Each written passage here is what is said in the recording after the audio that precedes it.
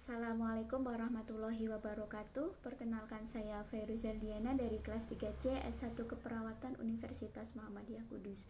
Di sini saya akan menjelaskan tentang strategi atau tips and trick untuk menjawab soal listening comprehension pada TOEFL. Nah, sebelumnya pada listening comprehension pada TOEFL ini dibagi menjadi 3 bagian, yaitu part A, part B, dan part C.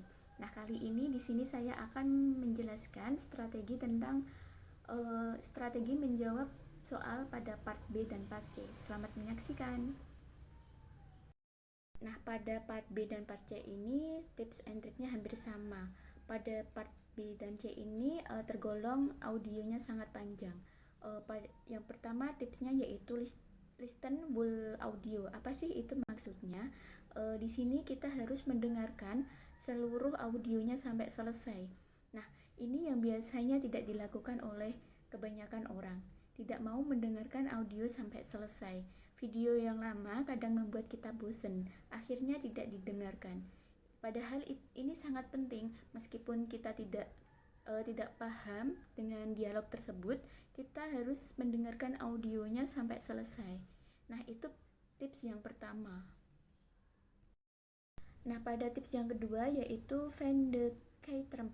Apa sih itu maksudnya? Nah, di sini kita harus bisa menentukan kata kunci pada dialog tersebut. Karena pada part B dan part C ini dialognya panjang, kita tidak harus paham semua teks dialog tersebut. Temukanlah kata kunci pada dialog tersebut. Misalnya kita harus menentukan apa sih titel atau judul tersebut. Nah, dengan ini bisa memudahkan kita untuk menjawab. Kira-kira audio itu membahas tentang apa topiknya yang kita pahami.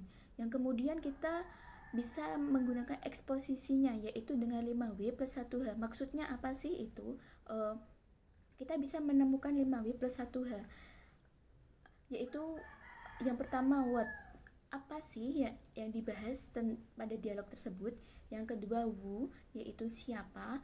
Yang ketiga yang berperan pada dialog tersebut. Yang ketiga yaitu when atau kapan. Yang keempat where atau di mana. Dan how, bagaimana. Cobalah untuk menganalisa dialog yang dibicarakan dengan menemukan dari situ, dengan menemukan kata kunci dari 5W plus 1H itu. Nah, yang ketiga yaitu answer based on the inference. Apa sih itu maksudnya? Coba kita menerka jawaban berdasarkan kesimpulan yang sudah kita buat dari kata kunci. Soal part B dan part C ini beda dengan soal part A. Jadi, biasanya soalnya akan beruntun dari awal sampai akhir. Jadi, jebakannya tidak terlalu kritis seperti soal part A. Makanya, kita perlu mendengarkan semua monolog atau dialog. Nah, tips yang keempat yaitu just quiz, atau kita itu harus tetap menjawab. Meskipun tidak bisa, kita harus tetap menjawab. Jangan sampai dibiarkan soalnya, atau jangan sampai tidak dijawab soal tersebut. Karena pada soal TOEFL ini tidak ada pengurangan nilai. Jadi meskipun kita tidak bisa, tidak paham, kita harus tetap menjawabnya. Tuh ya.